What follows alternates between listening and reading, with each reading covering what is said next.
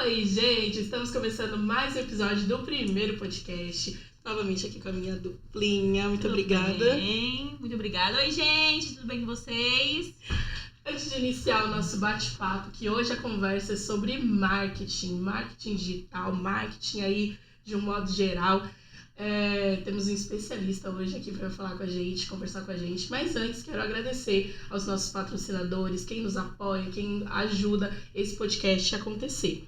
Então, a Coliseu, Imobiliária Porta Nova, Restaurante Kyoto Sushi e a Padaria Rose, que nos enviou esse café maravilhoso, né, minha senhora? Eu já tô aqui, você já sabe, né? Porque Padaria Rose é a melhor que tem no das artes, não é mesmo? Isso mesmo. Obrigada, viu, Rô? Beijo. Então vamos começar aqui o nosso bate-papo. Jonas, muito obrigado por ter aceito o nosso convite e vir aqui bater esse papo com a gente. Obrigado vocês pelo convite. E antes de iniciar, né, da gente conversar sobre isso, eu já te conheço já, mas se apresente, quem é o Jonas? Muito prazer, sou o Jonas. Meu nome é Jonas Bloch, né? Eu fui saber na adolescência que é um nome composto.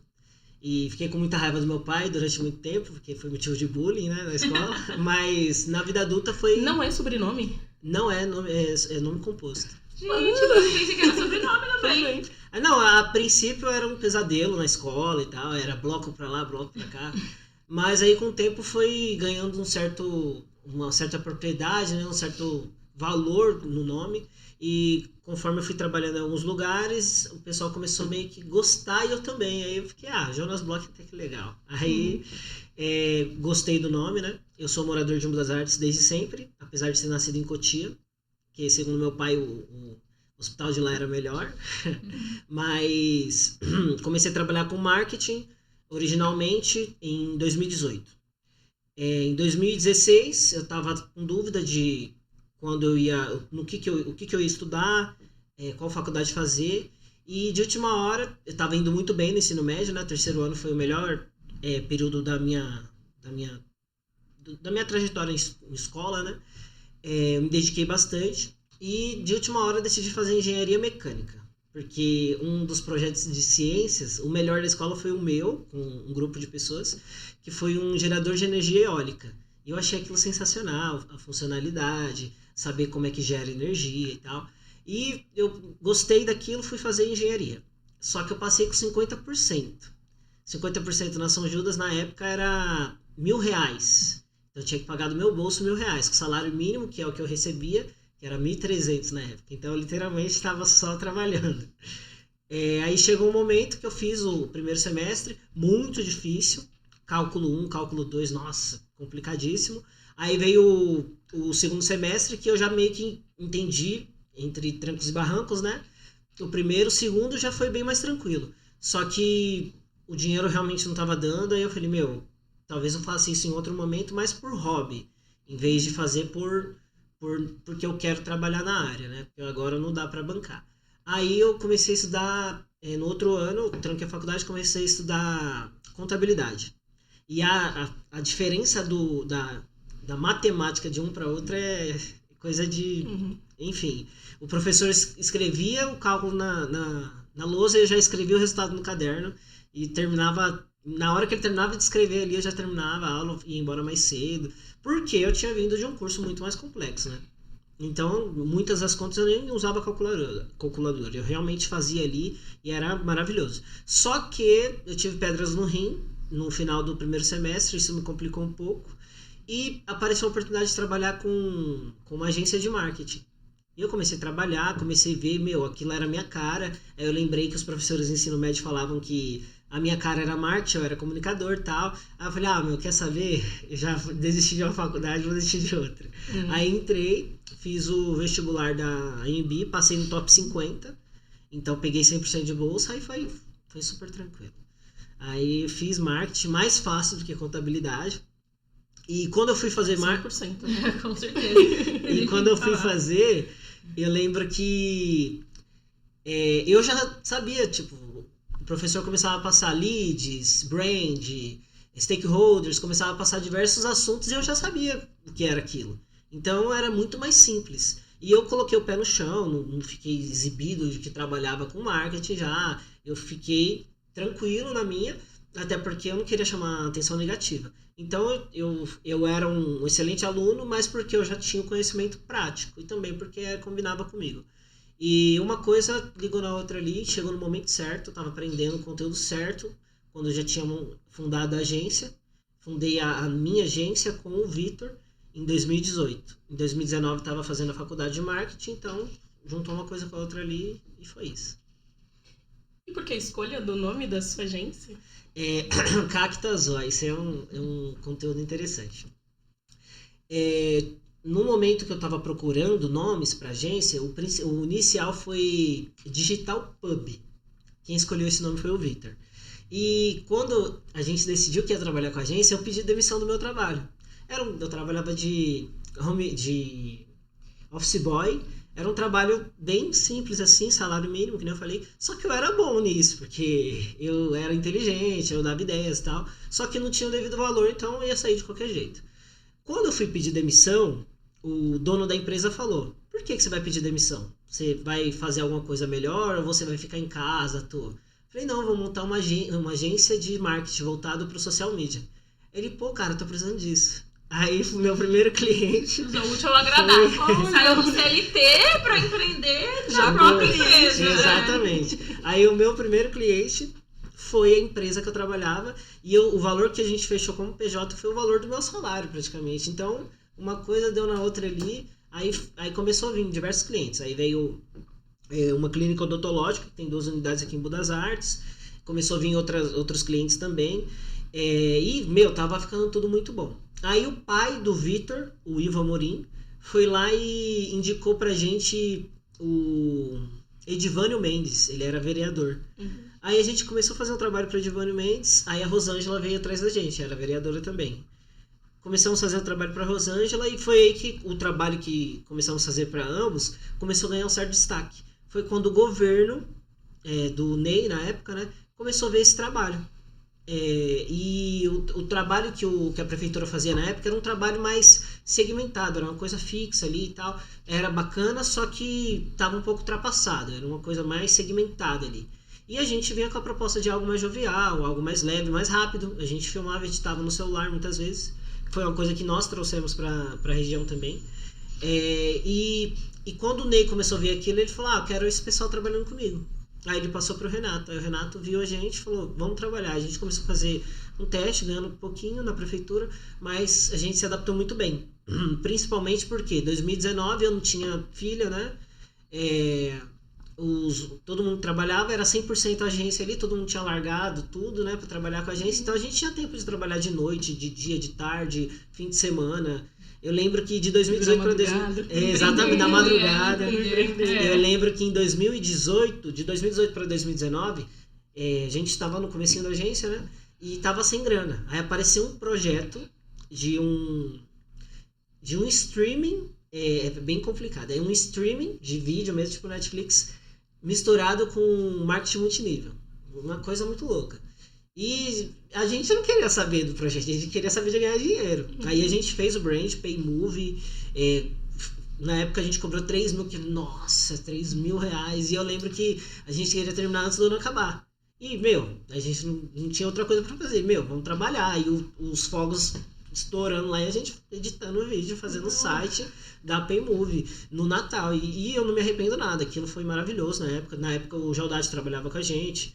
Aí juntou o João também, 4 sócios do nada, uma agência que faturava 10 mil, tinha 4 sócios, porque a gente não soube filtrar, né? Quando no começo era eu e o Vitor, tava eu e ele trabalhando ali, um dia de repente a gente viu o cara que estudou com a gente, foi o Jaldate, com uma câmera, falou: vem trabalhar com a gente, mas a gente vai te pagar pouco, a gente vai te pagar 100 reais. Ele: não tenho experiência nenhuma, eu vou.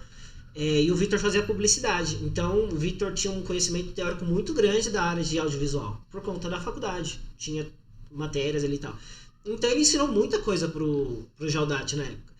E uma coisa foi juntando com a outra ali, a gente percebeu que ele estava meio desanimado e tal, aí eu falei: vamos chamar o cara pra sociedade. A gente ofereceu uma porcentagem, ele não gostou, a gente teve que oferecer meio a meio pra todo mundo, aí ele entrou. Aí veio o João depois, que era o cara do comercial, trabalhava na Renaudet. Hoje ele é secretário de comunicação em Taboão da Serra. E ele ele era o cara do comercial apenas. Ele veio trabalhar com a gente, ele conseguiu alguns clientes, mas não exatamente o que a gente esperava. E quando a gente fechou esse trabalho da Paymove, a gente achou que seria uma traição não envolver ele. Mesmo ele não tendo arrumado esse cliente. Aí a gente, tá bom, então vamos chamar ele. Aí a gente chamou ele, tal, dividiu o dinheiro com ele e acabou trazendo ele para a sociedade também. Aí de 2018 para 2019 tinha uma equipe gigantesca. Aí nós tínhamos um lugar já, alocávamos um lugar, começamos a expandir, cada um tinha o seu próprio computador, e começou a melhorar as coisas. Só para deixar claro, nessa época, quando eram 4 sócios, cada um representava alguma coisa. Eu era o representante da agência, no geral, o Vitor era o diretor criativo, o Jaldate era o diretor de audiovisual e o João era o diretor do comercial. Tudo diretor, mas só tinha gente. E conforme a gente foi contratando, cada pessoa ia complementando a área de um. O primeiro a ser contratado foi o Wesley. E o Vitor, por mais que ele era o cara da ideia, do criativo, do design, ele não mexia no Photoshop, ele mexia no CorelDRAW. E é muito conhecido esse programa, né? Só que ele é um pouquinho mais complexo do que o Photoshop até. E quando o Wesley chegou, o Wesley era o cara do Photoshop. Então tinha certos níveis de arte que o Wesley conseguia fazer e nem o Vitor conseguia. Mas quem passava as ideias sempre era o Vitor. Aí conforme o tempo foi passando, a gente foi contratando pessoas que complementavam a área um do outro. Mas como eu falei, o João era o diretor do cara do comercial, só que quem fazia mais esse trabalho do comercial era eu. Então começou a chegar um momento que não fazia mais sentido ele ficar lá.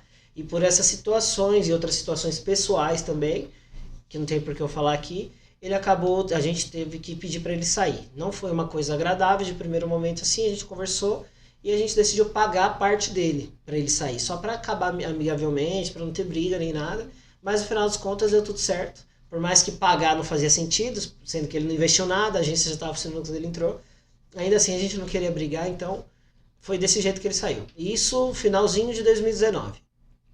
Quando passou para 2020, começamos a ter algumas divergências criativas com o Jaldate. O Jaldate não concordava com certas coisas e tal, e tinha algumas coisas que ele até estava certo, ele reclamava e tal, mas no final das contas aí o Vitor acabou chegando à conclusão que ele só era um reclamão. Ele só queria reclamar, ele não tinha outros motivos para estar brigando, a gente não conseguia enxergar isso na época. Então ele trucou com a gente. Ele falou, ou vocês mudam ou eu vou sair. Só que ele não sabia que anteriormente eu e o Vitor tinha conversado da possibilidade dele sair.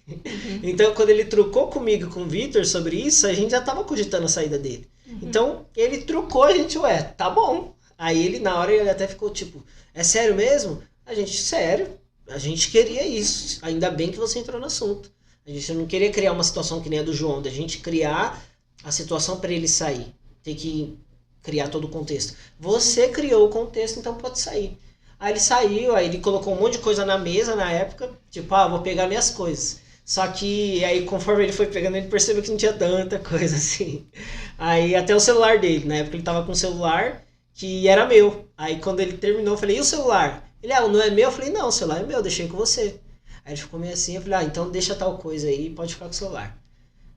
Pra mim era indiferente, mas só pra tipo, já que você tá saindo, então... Aí no final das contas voltou à originalidade, que era o que nunca devia ter mudado. Eu e o Vitor como sócios, a agência teve o melhor momento da vida dela, né, até aquele momento. 2020, mesmo na pandemia, foi o melhor momento. A agência em 3, 4 meses seguidos estava faturando R$80 mil, só eu e o Vitor como sócios e 3, 4 funcionários. Coisa maravilhosa. A gente era a empresa que mais trabalhava com políticos na região. A gente fez a campanha do Ney Santos como recandidato, né? Se recandidatando. A gente fez a campanha da Vanessa da Saúde, que infelizmente acabou não entrando. A gente fez o Gustavo do Rancho, do Renato Oliveira. A gente fez diversos vereadores. Alguns entraram, outros não. E no final a gente acabou parando de trabalhar com política, que foi o problema, porque em 2020 a gente focou 100% em política, a gente saiu das empresas e focou em política, e a gente estava com aquela anestesia tão grande de política é top, nossa, a gente faturou 50, 80 mil, quase 100 mil por mês só com política, e a gente achou que estava ótimo, e não existia um controle financeiro. Então eu lembro que a gente contratou uma gestora financeira em setembro de 2020, lembro disso até hoje. Ela marcou uma reunião com a gente. Tranquilo, a gente foi fazer a reunião. Ela falou, vocês sabem quanto vocês gastaram de iFood esse mês passado? Aí eu fiquei, iFood? Mas eu não tenho iFood no celular. Aí eu olhei pro Vitor assim, eu falei, você comprou coisa no iFood? Ela, você não sabe quanto? Eu não. 7 mil reais só de iFood. Aí eu falei, tá desgrama. Eita, nossa. Uma coisa. Agradece. Uma coisa, o que justificava isso? Por ser eu e o Vitor o sócio, e a gente tinha aquela casa que saiu o Jaldate e saiu o João, e a casa era enorme, a gente fazia festa todo fim de semana. Não, nem muito por nós, porque eu nem tanto, mas sou um pouco caseiro. O Vitor era 100% caseiro. Ele não queria sair de casa. Levava as pessoas. Aí os nossos amigos se convidavam. Eu lembro que às vezes a gente falava, a gente não quer ninguém esse fim de semana. Do nada alguém batia na porta. Chegava 2 amigos, 3 amigos. Então fazia aquela festa e tal. O Vitor nem tomava uísque, a gente comprava um monte de uísque. E ele nem tomava uísque. Então, foi uma coisa que meio que gastou o nosso dinheiro aquilo. Por exemplo, se tem 15 pessoas em casa, claro que o iFood vai sair caro. E foi por isso que foi gastando esse dinheiro. Aí, vamos controlar e tal. No outro mês, diminuiu. Não tanto, mas diminuiu. Foi 3.500. Não, pelo menos foi pra Mesmo assim, eu achei absurdo. Planejado. Porque eu não tinha iFood no celular. Mas eu não tenho iFood, como assim? Então, foi uma coisa que na época foi um certo descontrole. Eu me arrependi de muita coisa. Por exemplo, eu queria muito comprar uma BMW X1 na época. Antes, como era comecinho de pandemia, os valores dos carros não tinham subido de uma maneira exorbitante ainda. Então tava 54 mil. Eu fui ver essa X1 pessoalmente e tal. E quando eu fiz o test drive nela no estacionamento do shopping Raposo, o pastor Marco me ligou. Eu tinha uma amizade muito grande com ele, ele me ligou falando que tinha um trabalho. Eu falei, então vou fazer, depois a gente conversa. Eu falei, o cara tá bom.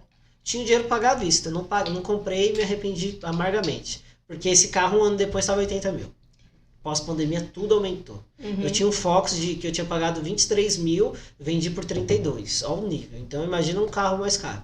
Então, aí eu acabei não comprando naquela época, saúde. Acabei não comprando naquela época e me arrependi. Então, não foi só isso. Foram diversas outras coisas. A gente teve a oportunidade de comprar um carro à vista pro Vitor. Várias outras coisas a gente não fez, enfim. No final ali de 2020, eu e o Vitor até conversou, vamos voltar pra empresa, aproveitar que tá com dinheiro, aproveitar isso e aquilo. A gente não aproveitou. Aí chegou no outro ano, eu comecei a namorar, o Vitor começou a namorar. As nossas namoradas não queriam que ficasse aquela zona mais, que a casa era sinônimo de zona. Aí no final das contas eu comprei um cachorro que fazia cocô na casa inteira. Aí começou a ficar aquela coisa chata. Aí no final das contas a gente sentou e conversou, não dá mais, vamos cada um pro seu canto. Aí foi cada um pro seu canto. Aí foi perdendo. A gente começou a trabalhar com outras empresas, trabalhamos com a Autopeças Park. No comecinho ali, criamos identidade visual para eles. Trabalhamos com Bem Brasil, outras empresas assim. Só que o faturamento era 80 mil os últimos 6 meses de 2020. 2021 o faturamento tá 15 mil. Então a vida mudou de uma proporção extraordinária. A vida que eu tinha com a minha namorada na época, e o Vitor tinha com a namorada dele, era a vida de querer ir pro Outback quase todo dia. Por isso que a gente engordou horrores. E no final das contas a gente começou a perceber que não tava mais legal um com o outro, aí cada um seguiu o seu rumo. Eu continuei com a agência e o Vitor saiu. O Vitor trabalhou em outras agências e tal. Foi legal, eu perdi um pouco o rumo, né, porque, por exemplo, eu aprendi a fazer filmagem, edição e tal, aprendi um pouco de tudo. Pra mim foi muito bom, me enriqueceu bastante. Hoje eu mexo muito bem no Photoshop, hoje eu faço de tudo. Mas isso virou uma carga muito grande, né? Tipo, eu fazer as coisas assim. Então, eu sozinho na agência faturava 8 mil, 5 mil, que era tudo pra mim, mas mesmo assim era muito pesado ainda. Aí em 2021, final de 2021, eu acho que foi final, o Saulo da Fórmula Viral me chamou. Ele falou, vamos conversar e tal, não sei o quê. Eu fui o primeiro a ser chamado. Aí ele me chamou pra trabalhar no comercial. E me ofereceu, na época ele não me ofereceu salário, ele perguntou quanto que eu queria ganhar. Eu falei, eu levo todos os clientes que eu já tenho e eu ainda vou ter o trabalho de procurar outros. Então eu quero 4 mil, mais comissão. Ele, mas esse valor é muito alto. Eu falei, não compensa eu sair do meu trabalho atual. Eu trabalho em casa ganhando 5, por que eu vou vir trabalhar todo dia para ganhar menos? Menos que 4 ainda. Aí ele, tá bom, então eu vou pensar. Aí ele falou, você tem alguém para recomendar? Eu falei, todo mundo que trabalhou comigo. O Vitor, o Wesley, o Jaldate, todo mundo. O João não citei porque o João era comercial e não era tão bom comercial na época. E o João também estava trabalhando com a Analice, se eu não me engano, na época.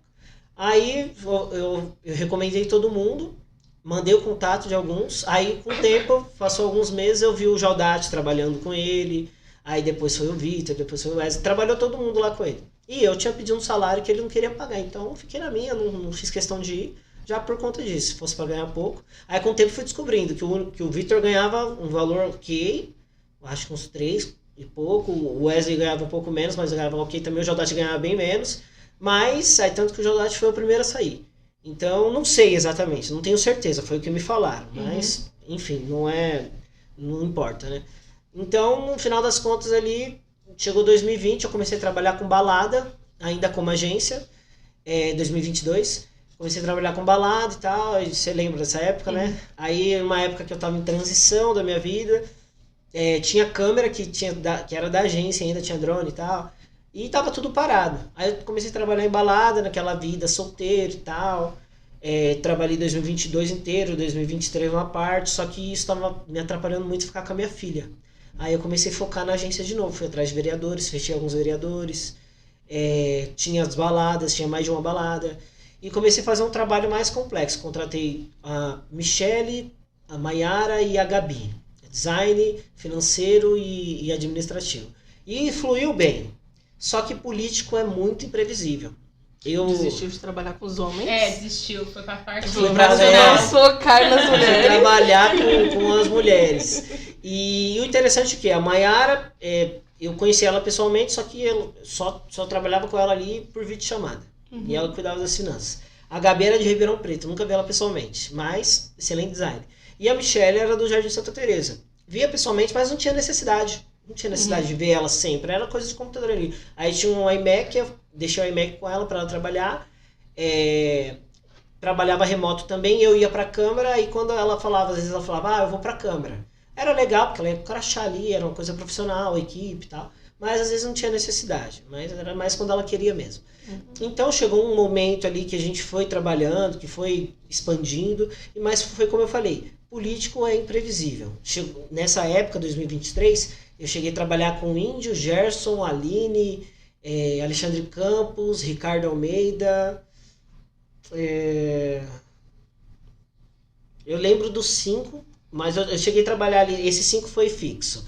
Mas eu cheguei a trabalhar com os outros 3 ou 4 e tinha um momento que eu trabalhava com metade da câmera. O Dedé, e chegou um momento que eu trabalhava com metade da câmera. Era uma coisa maravilhosa, muito legal e tal. Só que aí é o que eu falei, política é imprevisível. Então, de repente, o Gerson, não vai dar pra continuar, do nada. Aí o outro, isso também, aquilo. Aí foi desestabilizando e tal. Aí, enfim, aí eu percebi que, eu vou ter que focar agora em empresa. Até foquei ali, trabalhei com as empresas e tal, mas diminuiu bastante. Aí eu refiz o meu planejamento para 2024. Falei, 2024 eu vou trabalhar de uma maneira diferente. E as meninas que trabalharam comigo não estavam acompanhando o ritmo. Porque política é isso, trabalhar fim de semana e tal. E eu trabalhava. Mas não tinha como. Elas não estavam acompanhando esse ritmo e não era culpa delas. Aí eu falei para elas procurarem outras coisas para fazer, porque aquilo ali ia prejudicar elas. E elas foram trabalhar com outras coisas até então. E quando eu comecei em 2024, eu comecei a me programar para campanha. Campanha eu queria pegar firme. E peguei. Campanha foi muito boa em 2024. Eu trabalhei com o prefeito Nakano, que não tinha, ali já não tinha mais como se recuperar. Era final de mandato, ele estava com uma popularidade baixíssima na cidade. Só que ele estava com as redes sociais terríveis. Como o prefeito tem 5 comentários na publicação e 4 falando mal? Não é possível. E foi o que eu sugeri. Vou até citar que o trabalho de comunicação, ele tem que começar atrás, né? Tem que começar na campanha, na pré-campanha. Não adianta aquele candidato, ele ganhou vereador, prefeito, ficar dormindo aí, né, durante 3 anos. No último ano ele quer mostrar serviço. Exatamente. Eu vou dar um exemplo do Joãozinho da farmácia aqui de Imbu. Ele foi vereador de 2021 a 2024. E quando ele perdeu a campanha ano passado, 2024, ele chegou no plenário lá, super triste, falou, eu fui o 3º vereador que mais fez indicação na casa. Adiantou do quê? Eu que trabalho internamente na política da cidade. Eu não sabia disso. Não adianta nada você chegar no finalzinho ali e falar, não adianta, gente. É uma coisa que você precisa mostrar o trabalho. Aí você não mostra, você se prejudica, não adianta ficar indignado nem nada. E o problema da política é esse, é o vereador achar que as pessoas vão adivinhar que ele está fazendo isso. E um detalhe muito importante, o vereador não faz obra. Se você pesquisar a função do vereador, não é obra, não é entregar obra, não é tampar buraco, não é fazer isso. A função do vereador é fiscalizar. Se o seu vereador está fiscalizando certinho, pelo menos você tem que entender que ele está fazendo isso. Se ele não estiver fazendo isso, estiver fazendo outra coisa e às vezes não está nem mostrando, não adianta choramingar no finalzinho porque não conseguiu os votos necessários para entrar. E se ele estiver fazendo obra também, tem algo de errado aí, né? Ele não está cumprindo a função. O vereador ele não tem poder para fazer obra. Tem poder para fiscalizar, para criar leis, para fazer indicações, que não é ele que vai fazer, quem vai fazer é o executivo. O executivo que vai filtrar o que é prioridade e o que não é. Provavelmente tem projetos na prefeitura hoje que são da época do Chico, que não são prioridades. Então tem que fazer o que é prioridade. Mas não é o vereador que faz, então não adianta ficar essa briga de aquilo, não sei o que. Ele fez a indicação, mas quem decide quando fazer aquilo é a prefeitura. Então não dá para confundir as coisas, no final das contas a população fica confusa, aí no começo o pessoal pensa que é vereador que faz, aí daqui a pouco pensa que é deputado, aí vira uma salada de fruta gigantesca, uma bagunça, ninguém sabe mais quem faz, quem não faz, e é isso. Exato. Hoje você atua tanto com empresas como com políticos, né? Como é o desafio? O político hoje, como eu imaginei, 2024 foi bom e tal, etc. Mas 2025 vai dar uma esfriada, normal. Todo ano pós-campanha esfria. E o problema de política é esse, que não é um trabalho rentável na minha área, por exemplo.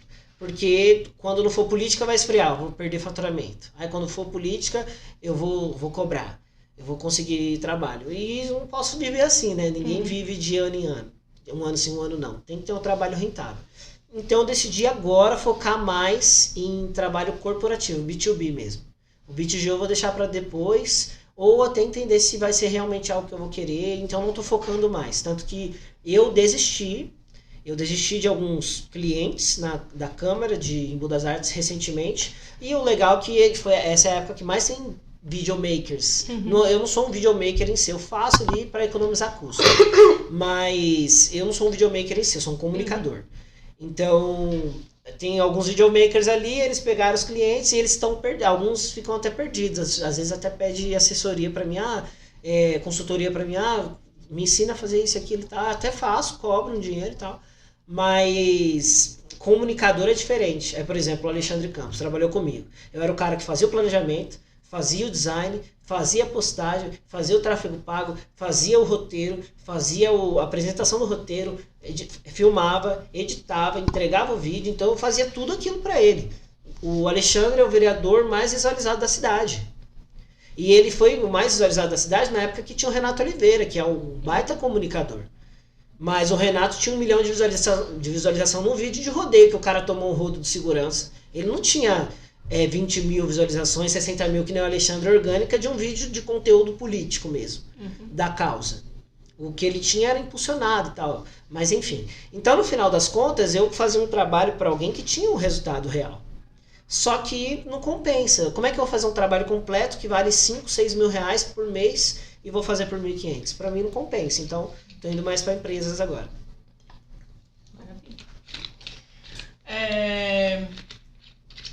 O trabalho, eu amo política, né? Então eu falaria muitas vezes, a minha duplinha odeia política, mas falaria muito sobre política, mas vamos falar um pouco também sobre a importância, né, do marketing mesmo para as empresas, né? Hoje a sua atuação para as empresas. Então hoje a gente tem aquela, hoje não, né? Muito se fala sobre quem não é visto não é lembrado, e muitas empresas ainda não entenderam isso, né? Muitas empresas ainda estão ali patinando, ainda não está existindo ainda, principalmente no digital. Fala um pouquinho sobre isso. É interessante falar isso. Hoje o termo quem não é visto não é lembrado se adaptou. Não é mais quem não é visto não é lembrado. É quem não é visto não vende. Exatamente. E quem não vende quebra. Então, Hoje existe muito disso, né? A internet dominou tudo, a política, o mundo corporativo. Quem não tiver na internet, quem não está agora já está fadado ao fracasso. E isso é óbvio. Vou dar um exemplo. Tem uma padaria perto de casa, que é uma padaria muito conhecida aqui em Budas Artes. E os caras estão mortos nas redes sociais. Aí eu fui lá, conversei com o dono e tal, ele fez trabalho com alguns influencers e tal. Ele falou, não tive o retorno e tal. Eu falei, vou ser sincero, você não fez um trabalho real com ninguém. Você não tem um destaque, você não tem uma postagem fixada decente que explique o que é a padaria, a tradição. Então ninguém até hoje fez um trabalho decente para você. Então se a gente fizer um trabalho, eu garanto para você que no primeiro mês você vai ver uma diferença gigantesca. Aí agora eu já marquei uma conversa com ele, a gente vai conversar, enfim. Mas essa questão do trabalho é muito importante. Por exemplo, do marketing digital inteiro. O que realmente traz resultado? Tráfego pago. Você quer vender? É tráfego pago. E isso é para qualquer empresa, para qualquer ramo. Por quê? O tráfego pago, ele literalmente coloca o cliente, o lead do seu cliente na porta dele. Seja pessoalmente, seja no WhatsApp, seja por mensagem. Então, você consegue levar a pessoa específica para aquilo. Vou dar um exemplo. Balada. A balada, ela quer pessoas para curtir no fim de semana. Aí tem vários motivos. Porque vai ter um evento. Porque vai ter sertanejo. Porque vai ter pagode. Porque é aniversariante, que é uma coisa que pega muito em balada. Mas dá para ir alguém menor de 18 anos? Não dá. Tem bebida alcoólica. Pessoa de 60 anos para cima vai ir? Muito difícil. Pode até ir, mas é muito difícil. Então você já criou uma persona. Você já criou um filtro. Menos 18 tá para lá, não entra. Mais 60 tá para lá, não entra. Porque são públicos que não convém mais para eles. Então a gente já criou um filtro. Aí vai colocando. É mais homem, mais mulher, trabalha com quê? Com trabalho que... Por exemplo, balada, a bebida é caríssima. Normal, qualquer balada é caríssima. Então eu não vou ficar chamando o pessoal que tá desempregado ou que tem um salário mínimo. Porque essa pessoa pode até ir. Mas é ruim para ela pagar R$350 um combo de uísque. Ganha o salário todo. Exatamente. Então, no final das contas, mas tem muita gente que vai, conheço muita gente que vai. Você cria um filtro e esse filtro vai segmentando e cria a persona ideal, que é a Maria e o José. A Maria, que trabalha no RH de uma empresa e ganha 3 mil por mês. Segunda a sexta. Então, fim de semana ela tem tempo e ela quer curtir. E o José, que trabalha com não sei o que, ganha 5 mil por mês. Com o Uber ganha 5 mil por mês. Ele pode parar 1 ou 2 dias se ele quiser. Então, quando a gente cria esse filtro, a gente começa a achar as pessoas ideais. A pessoa que curte isso, a pessoa que curte rock. Então, essa pessoa não vai pra lá, só toca sertanejo de pagode. Então, a gente cria esse filtro, e isso é relacionado a qualquer empresa, diversas empresas, e começa a entender quem é o público que vai ser atendido. Por exemplo, com o tráfego pago do Meta, hoje eu consigo segmentar quem faz aniversário em outubro. Então, eu consigo criar, eu faço um criativo, um vídeo, uma arte, ou ambos, e eu, através do tráfego pago, procuro essas pessoas. As pessoas que fazem aniversário aquele mês. Então, estou segmentando ainda mais o filtro para encontrar a pessoa ideal. E é assim que o tráfego pago funciona. Só que, uma coisa que muita gente confunde. Vou dar um exemplo. Você tem uma padaria. E você conseguiu um método de levar os clientes até sua porta. Se sua padaria não tiver reformada, tiver toda quebrada, o seu cliente não vai querer nem entrar. Se a sua padaria tiver com o pão estragado, tiver com a pessoa que está sendo ignorante no atendimento, você não vai vender. Então, antes de você levar com o tráfego pago o cliente para o seu estabelecimento, para o seu serviço, você tem que ter uma casa muito bem aconchegante, uma casa arrumada, que o cliente sinta-se à vontade, que seja vendável. Então, não adianta você levar ele para lá e não estar preparado. E é por isso que o social media é tão importante. O social media é o quê? É o planejamento de um trabalho onde você executa ele e começa a colocar ele em prática, que é deixar as redes sociais organizadas, criar conteúdo que convém, dependendo do segmento, né, padaria, promoção, tome café, combo, etc. Muito parecido com o que a Belas Artes fazia, né? Hoje em dia ela não faz mais. Mas enfim, então existe todo esse contexto para você criar uma identidade visual, criar um trabalho para fazer o tráfego pago trazer cliente e a empresa ser vendável o suficiente para conseguir fazer o cliente se sentir à vontade e comprar. É assim que funciona. Não adianta fazer um sem o outro.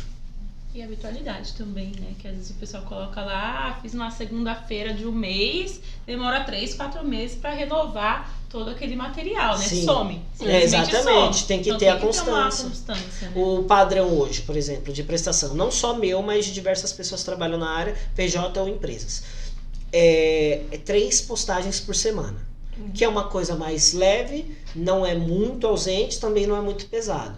Claro que tudo depende do segmento. Tem segmentos que precisam de uma coisa mais ativa. Por exemplo, o Vitor trabalhou na loja de roupas Daci. Vocês já ouviram falar? Já. E lá é um ritmo totalmente diferente, frenético, porque é uma loja, tem 2 unidades, se não me engano, né?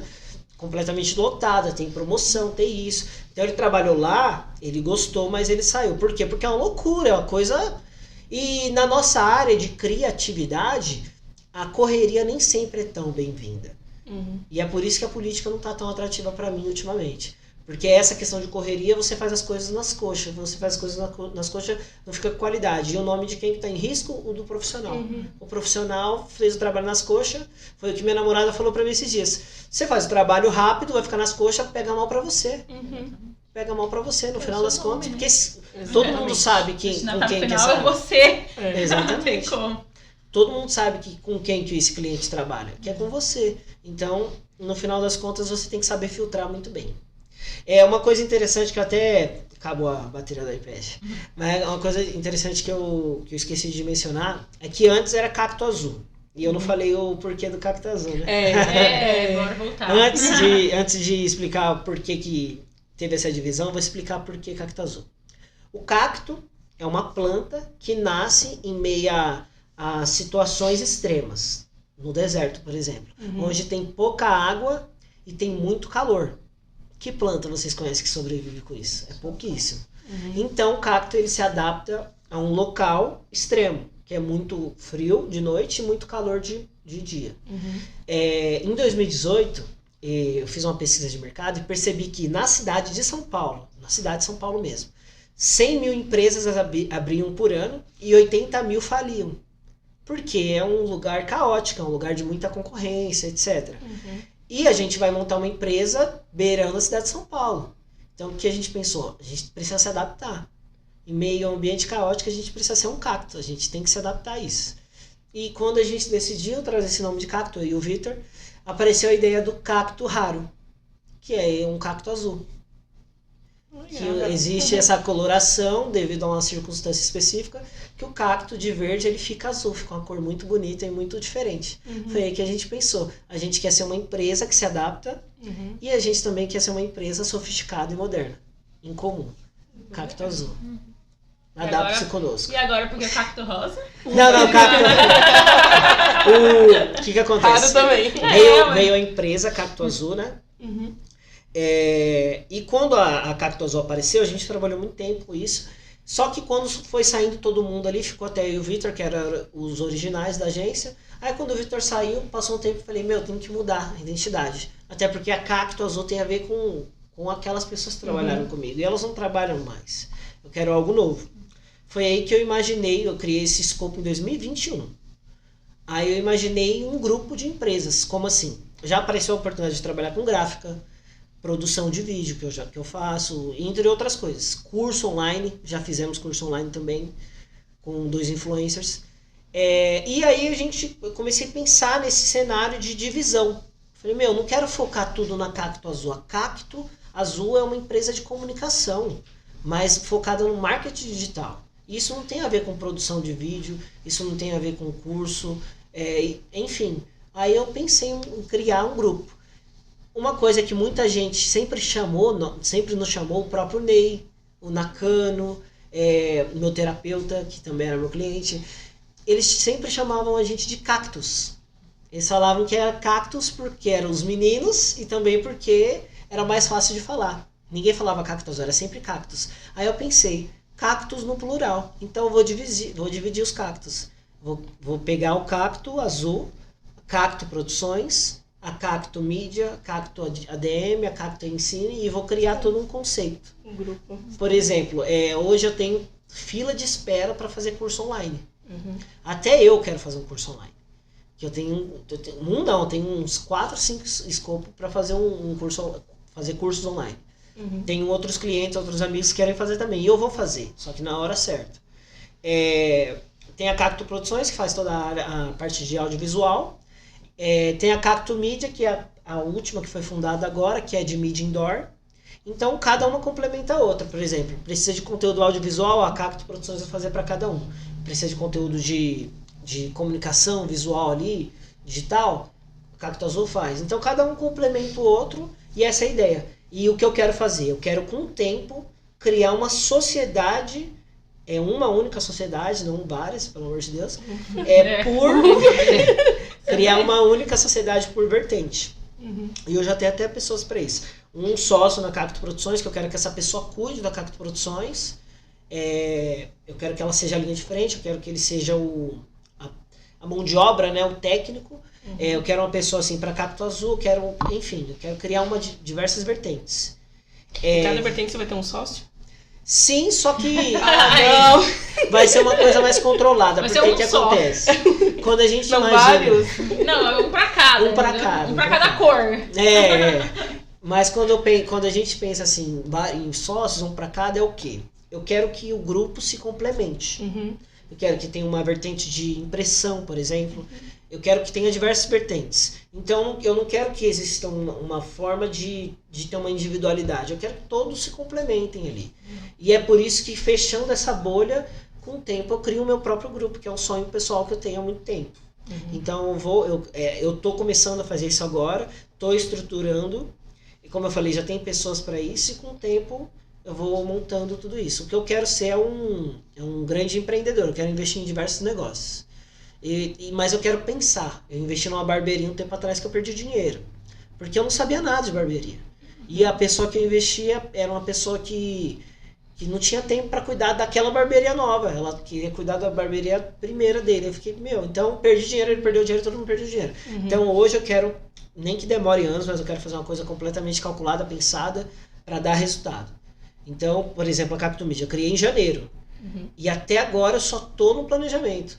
Tenho alguns clientes e tal, mas eu não estou focando 100% para ela crescer, porque eu quero deixar tudo planejado. E na hora certa, o programa que eu uso para manter as TVs nos comércios dos meus clientes vai ser meu. Vai ser um programa chamado Cacto Mídia. Vai ser um sistema online meu. Então, para fazer isso, eu quero montar todo esse planejamento meu com o tempo. Eu não quero ter pressa para fazer as coisas correndo e fazer errado. Então, quando chegar esse momento, eu vou fazer um curso online ensinando a pessoa como faturar R$5.000 só com TV, sem sair de casa. E por isso que eu estou fazendo isso. Estou estruturando isso para mostrar para mim mesmo que eu consigo, para depois vender para outra pessoa. Que eu não posso vender eu não posso ser um charlatão, vender algo para uma pessoa que eu não sei se funciona.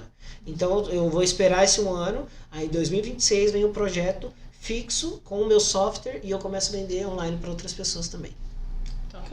Porque o pessoal quer saber o passo a passo de como deu o resultado, Sim. né? Exatamente. Quer saber o resultado e como fazer esse resultado dar certo. Eu não sei se vocês sabem, mas a cidade que mais abriu CNPJ em 2020, na América do Sul, foi Taboão da Serra. Taboão da Serra foi a cidade que mais teve empreendedores no país, nesse lado do continente. Isso significa o quê? Que a gente é vizinho da cidade que mais tem pessoas PJs hoje, tem mais pessoas jurídicas. E todo mundo fala que é a melhor cidade para se fazer negócio. Exatamente. Então, hoje, eu tô do lado de um mercado que é cheio de pessoas sonhadoras que querem abrir o próprio negócio. Eu não vou ficar focando em criar algo que precise de mão de obra de pessoas, porque isso com o tempo tá ficando escasso. Eu quero fazer com que essas pessoas se qualifiquem ainda mais para ganharem mais dinheiro por conta própria. Que esse é o futuro. Você tem muitos anos aí no empreendedorismo, né? Sim. Quais são os principais desafios e realizações? A constância é o principal desafio. Por quê? Hoje eu sei que o Sebrae ele tem muitos cursos, e eu até fiz alguns. Ele ensina o empreendedor a se virar. Mas eu acho que é uma coisa que devia vir da escola. A escola devia ensinar, mesmo no ensino público, porque o ensino particular tem. Eu vou colocar minha filha numa escola que tem empreendedorismo com ela com 6 anos de idade, maravilha. Mas existem muito... Eu acho que a escola devia ensinar isso desde cedo, porque Assim como o salário, a pessoa CLT, ela recebe o salário e ela já gasta tudo, aí fica presa no cartão de crédito, chega no final do mês, está sem dinheiro, e isso é romantizado. Tem muita gente que faz meme com isso, final do mês está sem dinheiro. Isso não pode existir. Você nunca pode ficar sem dinheiro. Você precisa de dinheiro para qualquer coisa. Se você pegar um ônibus que é barato, você precisa de dinheiro. Se você quiser comer no bom prato, você precisa de R$1. Mesmo no bom prato, vai lá comer de graça, você não consegue. Então, no restaurante mais barato do país hoje, você precisa de R$1, você precisa de dinheiro. Então, você sempre precisa de dinheiro. E o problema do empreendedor é isso. Ele confundir faturamento com salário. Faturamento não tem nada a ver com salário. Então, o que acontece? O empreendedor ele precisa criar um prolabore, se ele tiver sócio, dá só para ele, um salário X, ele fatura R$20 mil. Ele coloca que ganha 3 de salário, tem que pagar aluguel, tem que pagar salário de funcionário, tem que guardar dinheiro no caixa todo mês tem que guardar dinheiro. Porque se acontece alguma coisa, ele tem dinheiro guardado. Se cai uma árvore no lugar que ele trabalha, ele tem dinheiro guardado. Se queima um computador hoje, um iPad é R$2 mil. E se ele queima hoje e não dá para consertar? Eu tenho que ter R$2 mil para comprar um novo, sem contar o computador, o celular, e se bate a moto, se bate o carro. Enfim, então, existem coisas pessoais que podem acontecer com a pessoa, existem coisas profissionais. Ter uma reserva de dinheiro é uma coisa muito importante. Então, hoje, o principal problema que eu enfrentei, e até hoje tenho resquício disso, mas se lidar muito melhor, é a constância. É achar que se um mês está bom, todo mês vai ser reflexo daquilo. Foi o que aconteceu em 2020. Tinha faturamento de 80 mil, com uns 3 funcionários, entrava na minha conta livre 20, 30, 40 mil reais às vezes, para mim e para o Vitor, para cada um. E a gente achava que aquilo ali ia ser para sempre. E aquilo ali foi um curto período. Foi um curtíssimo período. Mas é aprendizado, né? Os empreendedores vão se frustrando, né? Exatamente. Também, né? Porque principalmente. Enche os olhos, aí fala assim, não, agora eu tô na zona de conforto. Exatamente. O empreendedor é todo dia acorda empregado e desempregado. Exatamente. Então não tem como, né? A Aline falava sobre isso, né? Segunda-feira, desempregada. Não, de segunda-feira riquíssima. Chega na sexta, desempregado. Exatamente. E é uma coisa muito pessoal também, por exemplo, o empreendedor. Ele acostuma ter uma vida, por vários motivos. Vou dar um exemplo que em 2019 eu conheci o Guia Butantã. Vocês já ouviram falar? O Guia Butantã é o Sampa Dicas hoje. E ele era meu concorrente direto. Nós disputávamos o mesmo cliente, nós tínhamos o Terra Brasa. O Terra Brasa fazia o trabalho de social media ali, o trabalho certinho com a agência Cacto Azul. E ele fazia o trabalho de divulgação com o Guia Butantã, que era uma coisa segmentada do Butantã ali. E eu lembro que o dono de lá mandava áudio do cara falando mal de mim. O cara, esse cara tá fazendo trabalho errado, não sei o que. E eu mandava áudio falando mal e ele mandava pro cara. Então aí o cara tinha essa briga e a gente nem se conhecia. E o cara, e quando eu vi aquilo, eu comentei com o Vitor na época. Falei, Vitor, isso é o futuro. É criar conteúdo desse jeito. Porque o cara come de graça, ele recebia 900 do Terra Brasa. E ele comia de graça uma vez por semana lá, pra fazer vídeo. Mas não é nem o comer de graça, isso é muito pobretão falar isso. Mas é mais a questão de, o cara consegue vários clientes. Eu lembro que o dono do Terra Brasa, lá do Butantã, ele falava pra mim, esse cara ganha mais que eu. Ele tá com um caderninho lá. Esse cara tem 100 clientes a R$900, ele ganha 90 mil, ele ganha mais que eu, esse cara. E ele conformado. E eu ficava, top, e ele tava no Butantã. Eu falei pro Vitor, essa é a hora. Aí o Vitor, não, isso aí não dá futuro não. O cara criou Sampa Dicas e é milionário. Então, é uma coisa que... Podcast... Uma referência. Eu não sei se você lembra do Zé Comé. Você lembra? A gente começou a criar podcast na época que não existia. Quem falou isso pra gente foi o Jones. O Jones falou, vocês criaram um podcast antes desse podcast. E eu falei pro Vitor, vamos fazer eu e você. Ele, mas como? Qualquer coisa, vamos falar de jogo, de filme. Conversar. Eu lembro que na época eu fazia vídeo, postava vídeo, stories no Instagram, falando de filme que eu assisti e bombava um monte de gente. Eu lembro que tinha 40, 50 pessoas que comentava, né? Que visualizava, era 600 pessoas. E eu falava, Vitor, vamos criar um canal, vamos fazer alguma coisa. A gente precisa de projetos individuais, a gente não pode ficar só em uma coisa. As pessoas mais bem-sucedidas no mundo, elas criam vários projetos. Exatamente. elas são conhecidas por um, mas você vai ver o histórico que ela tem diversos. Então vamos fazer. E o Vitor sempre foi muito preguiçoso. Não, isso não dá não. E eu, putz, aí lascou. Aí foi desanimando. Então eu tive ideias no começo. Uma outra coisa. Eu falei, quando a gente tava ganhando dinheiro, eu falei, vamos comprar coisa na internet, vamos postar vídeo falando. O Baroni não fazia isso ainda. E ele falou, não, nossa, tinha tanta coisa que podia ter feito. Tantas ideias, tantas coisas. E eu comecei a ver isso com o tempo. Ideia de aplicativo que a gente teve, várias coisas. E eu vi essas coisas acontecendo. Aí eu percebi o quê? Em 2022 comecei a ver muita coisa que a gente pensava em 2018 que o pessoal tava fazendo ali. Claro que eles estavam começando antes, mas tava bombando, podia ser a gente. Foi ali que eu pensei, quando eu tiver ideia, eu vou fazer sozinho. Porque é que nem um grupo. Eu fiz o grupo, eu quero criar essa constância, eu quero encontrar o cara que é videomaker. O seu sonho é ser empreendedor? Então vem ser meu sócio. Sim. Eu vou te dar estrutura, eu vou te dar nome e eu vou te dar apoio. Você só tem que ser o linha de frente. Eu não quero ter o ego de ser o número 1. Eu prefiro que ele seja o número 1 e eu seja o número 2. E tá pegando mal o número 1 do número 2. Eu prefiro que ele seja o primeiro colocado e eu seja o segundo, mas os dois tá ganhando. Eu não quero ter esse ego, mas eu quero que as coisas funcionem. E para isso eu tenho paciência, eu vou tranquilo, porque eu vi tanta coisa que eu pensei darem certo com outras pessoas hoje, não dá certo comigo, que eu... Tem que fazer. O não a gente já tem. Exatamente. Então, assim, se você tentar ou não tentar, o não já tá ali. Então vai que dá certo. Ainda mais hoje em dia, gente, qualquer coisa viraliza. Exatamente. Qualquer coisa, independente. O pessoal às vezes fica pensando, nossa, tem que fazer num lugar bonito. Qualquer coisa hoje em dia viraliza. Só começa, só nada, vai. Eu vou dar um exemplo do Abdan. O Abdan hoje ele é o mais visualizado da política de Embu das Artes, até da região. Eu conversei com ele um tempo atrás e ele falou, quando eu faço vídeo com lugar, com câmera, com iluminação, fundo preto, igual o Nicolas Ferreira lá, não dá visualização. Quando eu faço vídeo pobretão, de noite, na rua, dá um monte de visualização. Eu falei pra ele, o segredo tá no conteúdo, não tá na qualidade. Exatamente. Não tá na qualidade. O Renato não fez um vídeo esses dias tentando puxar o Felca lá? Eu denunciei isso há anos atrás. Não deu certo. Quem comentou foi só o pessoal do grupo. Impulsionou, fez isso, mas não deu certo. Por que só o pessoal do grupo ficou só no pessoal do grupo? Porque não tá na qualidade, tá no conteúdo. O conteúdo do Nicolas nem verdadeiro é. Que ele fala que aceita achar do Pix. Você pesquisa, na época eu pesquisei, quando ele fez esse vídeo, eu vi que muita coisa que ele estava falando estava errada. Mas ele falou que o povo queria ouvir. Ele criou o conteúdo perfeito. Quando ele criou o conteúdo, o pessoal falou, é isso, o governo é safado. Resumindo, o vídeo mais visualizado do ano. 300 milhões de visualizações. Teve gente, até eu pensei que o Zuckerberg estava ajudando ele, não é possível.